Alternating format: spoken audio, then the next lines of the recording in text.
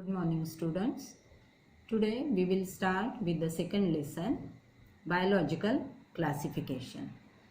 In this lesson we are going to see different classification systems given by different scientists, and then we are going to learn about the different kingdoms in detail. So classification for living organisms have undergone several changes over the time. Two kingdom system was used by Linnaeus.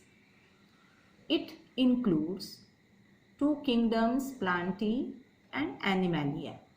So the living organisms were divided only into two groups, plant and animal.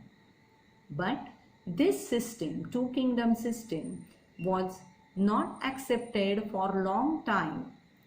It worked only for few years. After that, the new system was developed. So why this two kingdom system failed?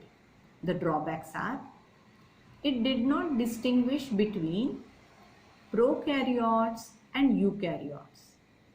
Prokaryotes are the organisms who are primitive nucleus having organisms.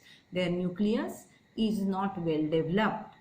That means the nuclear material is not enclosed in the nuclear membrane, and they do not have nucleolus in the nucleus.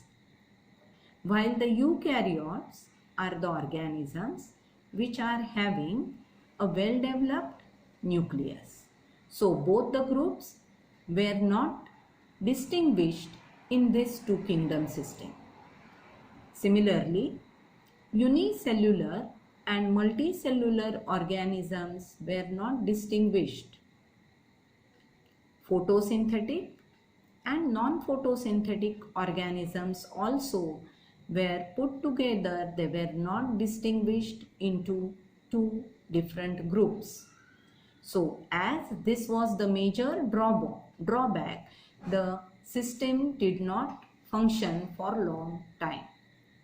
A large number of organisms did not fall into either category. There were some living organisms which were not able to fit either into the plant or into the Animalia kingdom. They showed the characteristics of both plant and animal kingdom. So this was another drawback.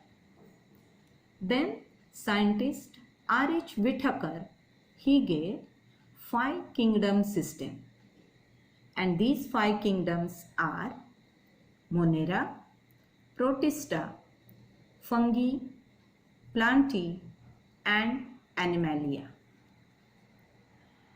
3 domain system was given by Woods. Kingdom Monera was divided into 2 domains, and thus it gives 6 kingdom classification.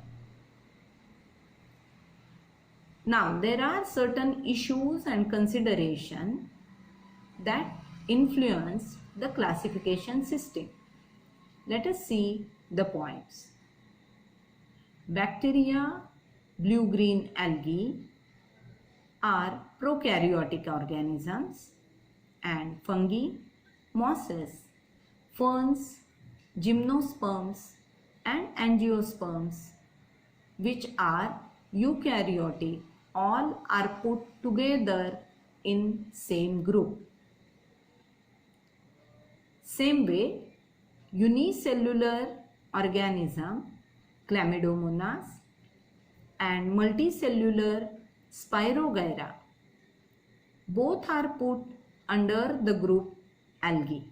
That means this cell structure, how many cells are there in the organism, this was not considered while putting them in the same group. Third point, did not differentiate heterotrophic fungi and autotrophic green plants. The nutritional mode of nutrition is different for fungi and green plants, but both were put under the same heading without considering the mode of nutrition. Fourth point, prokaryotic organisms like chlorella, paramecium and amoeba are put in kingdom Protista. That means the plant chlorella is an algae and the paramecium and amoeba, these are the protozoans.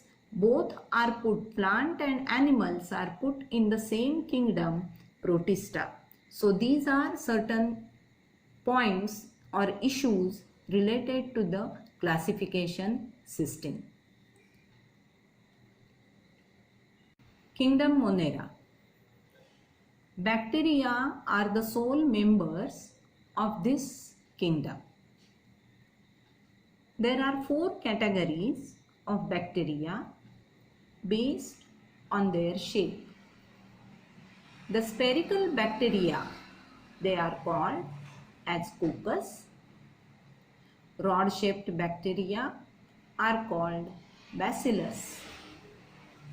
Comma-shaped bacteria are called vibrio and spiral are called spirillum.